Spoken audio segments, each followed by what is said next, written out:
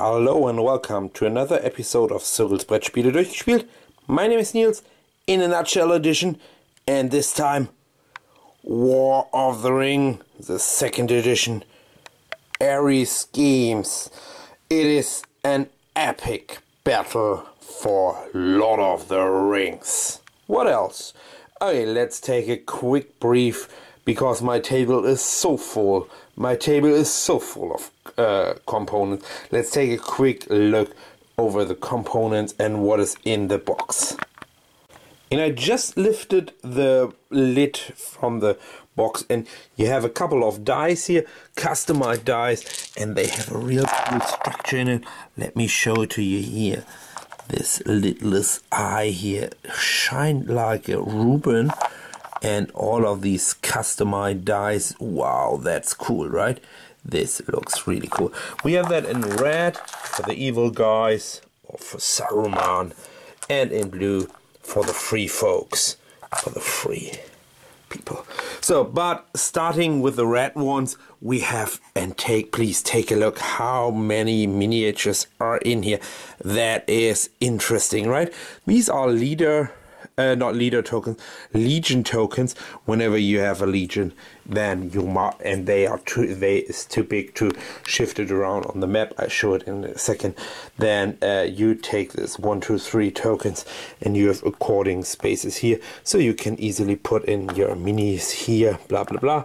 This is the army, and this means here it's army number 2, and you take the corresponding token number 2 here and put it on a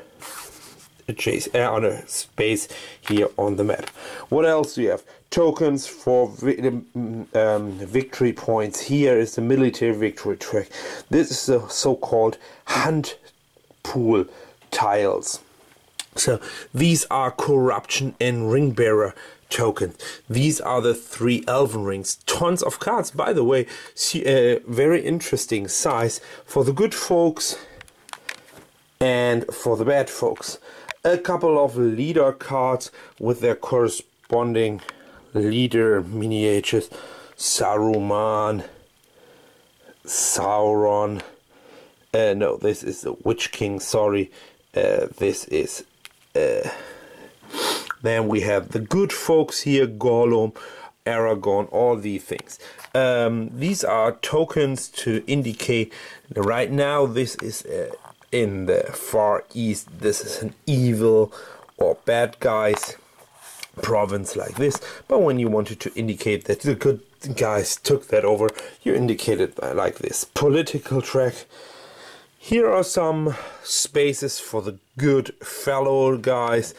These markers here are showing the Fellowship of the Ring. You would easily put it in there, and more minis from the good guys. Let's go over to this one here. This is the army of Gondor.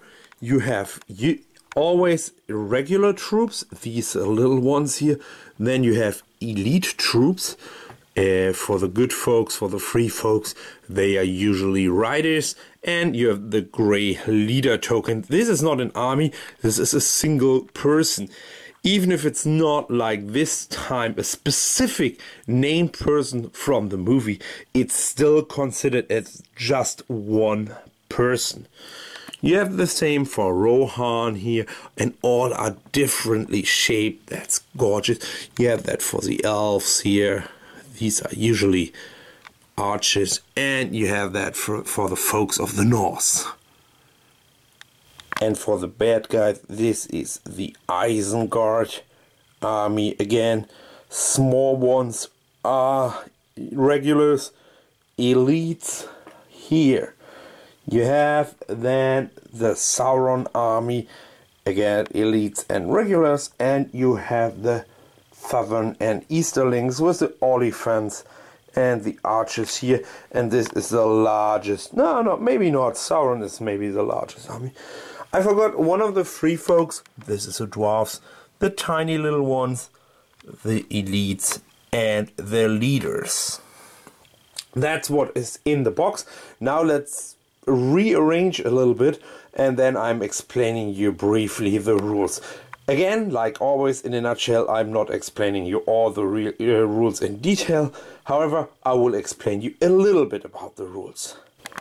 As you can see, I rearranged the board a little bit. Here down in the south and the east, there's a lot of threatening from Saruman and Sauron, from the evil forces. A little bit in the middle here around Orthanc and Dol Guldur. So the Free People has obviously here the Gondor people, here is the Rohan, here is a little bit of the Norse, such a mishmash. Here the Drow in the middle, the Elves. So that is the original setup. How does a play works? And that's easy. You roll a bunch of dice. Usually the bad guys have more than the good guys. You roll these dice, and whatever it is, you start with the output. On a normal turn, the good guys start. This, for an example, is more or less a wild die. Some specific actions are only according to this one. These are character dice and so on and so forth. So you can do specific actions. But what you really wanted to do is you wanted to take your little ring bearer. This is obviously Frodo and Sam, and they are starting over here. So you wanted to bring all the way down here, past all the good things here to the Mountain of Doom. That's what you wanted to do. To move the ring bearer, usually the ring is hidden, indicated from this symbol here. And what you wanted to do is use character dice to move your good fellowship of the ring. In the beginning it's a fellowship, later on it could be only one. However, the bad guy, when he rolls this littlest eye, this one here, it goes into this so-called hunt box, and when it's in there in the hunt box, every die in there allows you to roll a d6. There, this white d6 come into play, and every time you roll a 6, it's a success. You draw one of these hunt tiles. Not all of these hunt tiles are in the game. Gray are the neutral ones. Obviously, usually bad for the good guys. This, for an example, means this littlest eye symbol. It comes back into game later on, but this means, hopefully you can see it, flip the ring from unknown to uncovered. So every time you flip that ring symbol over, something bad happens, but I will show you that in a second. These are good tiles, a couple of these blue. These blue tiles come later into the game during cards, and these are super bad. These are the red ones. Red is indicated always as the evil side and blue as a good side. So when you flip this ring over, he is indicated as he used it, so everybody knows the exact position of the ring bearer. If it's like this, you wanted to get up these numbers to move around the board. That's one of the main reasons why you wanted to use this character dice. However, obviously you wanted to acquire more troops and move around your troops. So these are army dice or muster dice. Character dice are in there, and you see there's a lot of stuff going on. This is a strategy and this is a character deck, and what you have in all of these cards are two parts. The top of the card is always explaining you when you use this card together with a die. For that you have the symbols here on top to know which die you have to use for it. This brings, for an example, another token into Mount Doom. You collect these tokens here, and they are going into the so-called hunt box later on. However, each card has also a bottom of the card, and these cards give you special abilities during a fight. Let's take a look at these character cards to show you something here. It's the last battle, blah blah blah, Aragorn, free people, blah blah blah. So, and then you have daylight during a battle. The shadow player rolls a maximum of 3 dice instead of 5 during a combat roll. Normally the maximum size is 5, and with this card the maximum is 3 instead of 5. You have some fortifications here, retreats like Helm's Deep or Lorien, where you can, when the bad guy is sieging you, can hide into your little fortresses and all that stuff going on. The bad guy has also these cards here in his drawing, and again also the bad guy has top and bottom. This is a Lure of the Ring. Play if the fellowship is revealed. This is the revealed side here. When this fellowship is revealed and the bad guy knows where the fellowship is, randomly select one companion in the fellowship by drawing a companion card. The 3 people then takes corruption, blah blah blah. So here is the fellowship, and all the characters who are still in the fellowship are in there, indicated with these little round tokens. You stack them up like this. You can split always this, then you shuffle them and draw one of these characters out, and whoever that character is, he would take damage. This is a corruption marker, and there are 2 ways to win the game for the good people and 2 ways to win the game for the bad people. Whenever corruption hits here, the 12, whenever the corruption is 12, the good people lose. However, whenever the ring will be thrown into the mountain of doom, the good people will win. That's the storyline or overall victory. However, there's another victory, and whenever the bad people, the Sauron armies, take 10 military victory points, or the free people take 4, these fractions will win. The way you get this point is by just simply capture and conquer fortresses and other points from the good or the bad. For an example, when you take over Dol Amroth, and the bad people take over Dol Amroth by killing this army, then you take one of these tokens here and indicate now it's an army of bad, and you get 2 victory points indicated here. That could be a victory, a military victory for 2 victory points.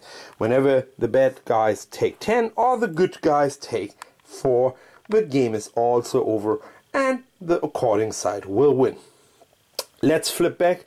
Oh, I will show you one more card here, because this is also a very interesting onslaught. After remaining casualties from the combat roll, blah blah blah blah blah, I can kill my own people to get dice, and I roll a die, and whenever the output of a die is a 4+, I kill another people. So it's more or less like yeah, a terrorism act from the bad guys. You can say that. Yes, I think so.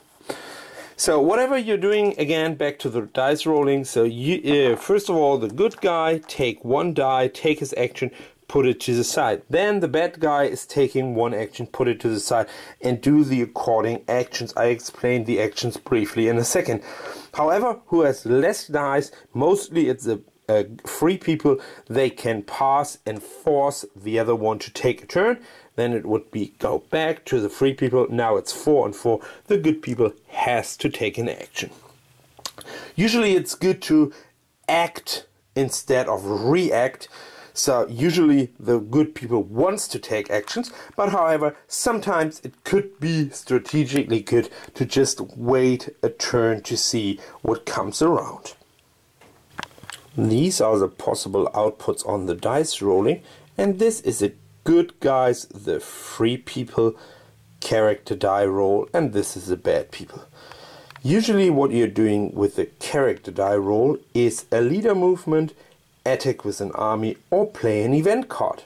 However, free people or bad people usually have special abilities.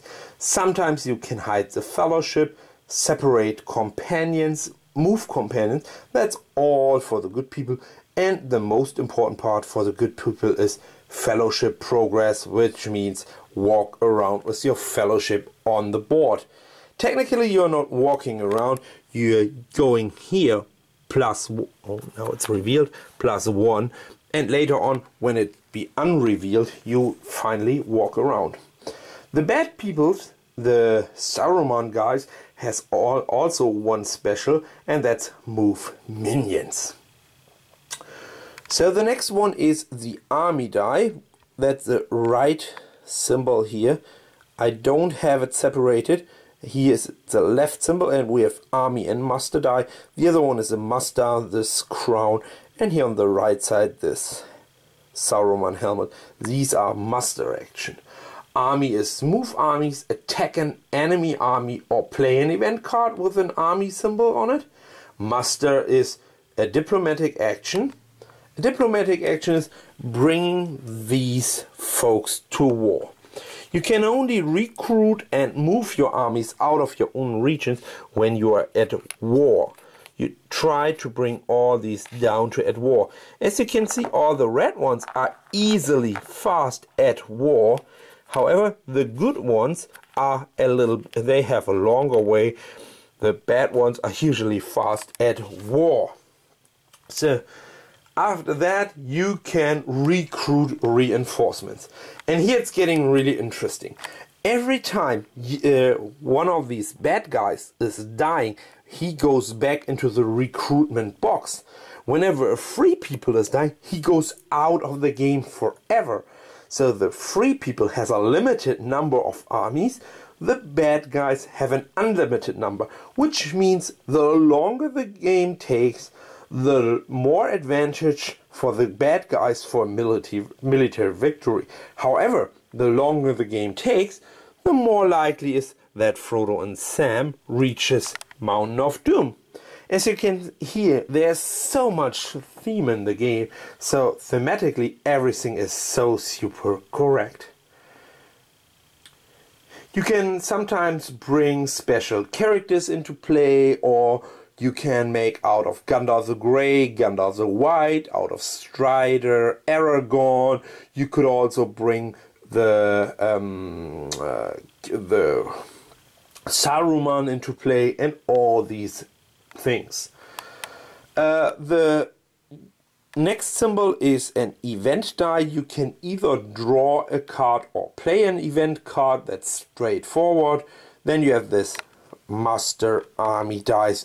You can choose either or, and the bad guys have the Lidless Eye, and the good guys Will of the West. Will of the West can bring in some special people like Gandalf, or could be a random die, and this Lidless Eye go just here in the hunt box. These three rings are one-time use only. When you use them, you flip them over to change one of the outputs of your die. Then the bad character can use that once, and then they are going out of the game. So even when there's a lot of bad rolling and a lot of dice rolling and a lot of output from the dice rolling involved in the game, in this particular situation, when you roll your die for your actions you can do, dice rolling is always manipulating. So you can always use them differently, or can use other strategy cards, or can use even your cards. That's not the baddest thing on the planet. Whenever it comes to battle, you use this normal d6, and then dice rolling and luck, or even bad luck with this dice, could change the game. Now I talked almost too much for my in a nutshell edition for rules, components, and blah blah blah. Usually my in a nutshell edition is designed to talk about my personal experiences. Yes. However, this game is so huge. It's a large board. I mean, did you mention that we have two pieces here? This is separated because it's such a huge map and so much miniatures that I have to talk a little bit more about things, how that goes. However, let's talk now and jump now into my personal experiences. The first and most important part for you is, I guess, it's even if there's a 3 and a 4 player rule in the game, it's basically a 2-player war game. A fantasy 2-player war game. And probably the best 2-player fantasy war game ever on the market. This is so good thematically. It is so much fun to play the game, and you are so deep in the storyline that when your character is reaching Lorien, and you when you're always in this fortresses, in this good, corruption goes down, and then you split your Fellowship of the Ring to send out people to Fangorn. In Fangorn you can transfer them.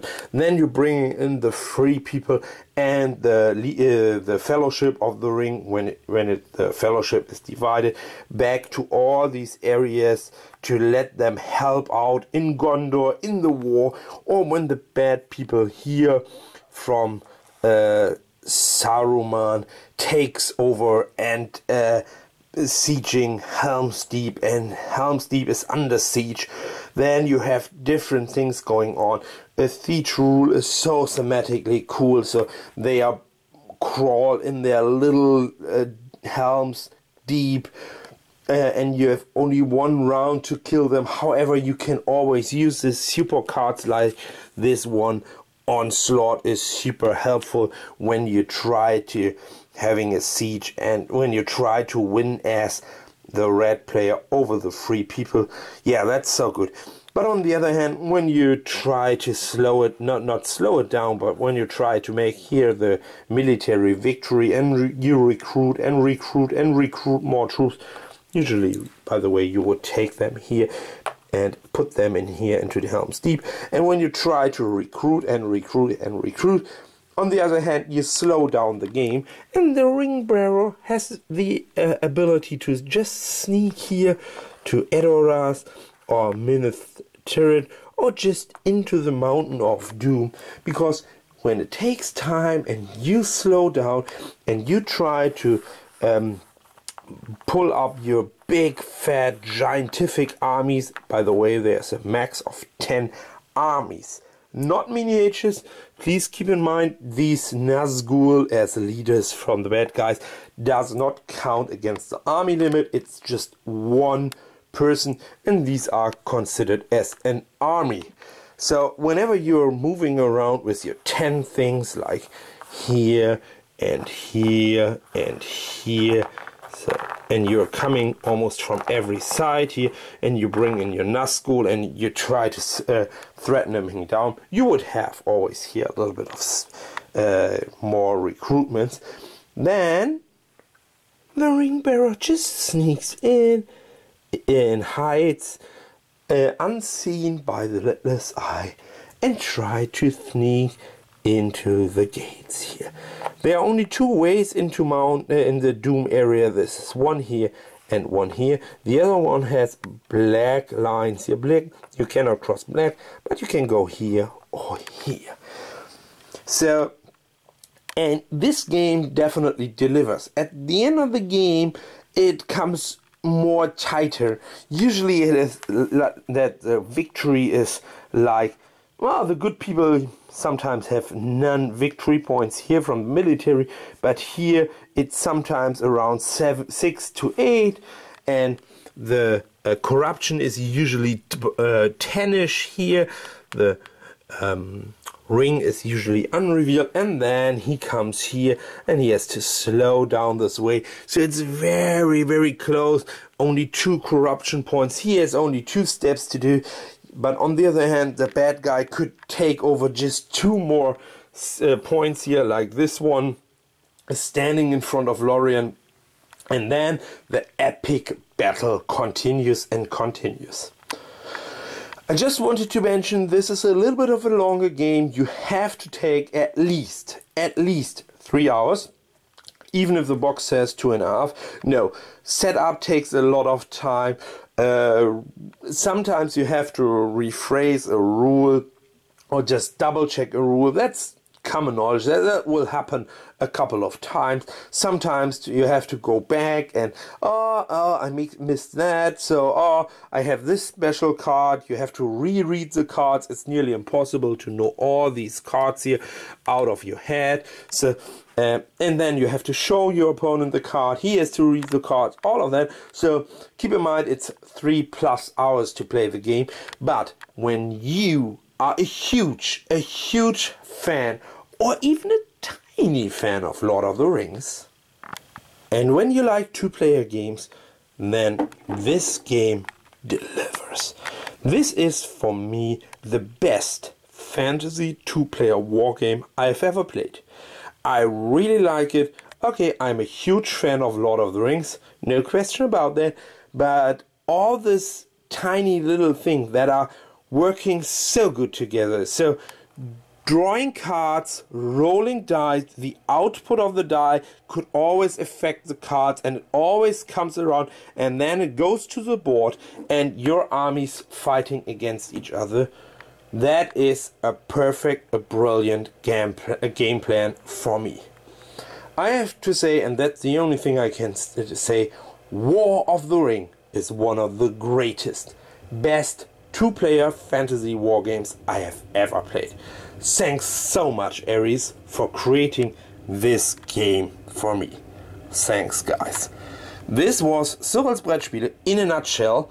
My name is Nils, and see you next time when I'm talking about a different game. Maybe another kids game, maybe another heavy strategic game. You will see whatever hits my table. See you. Bye bye.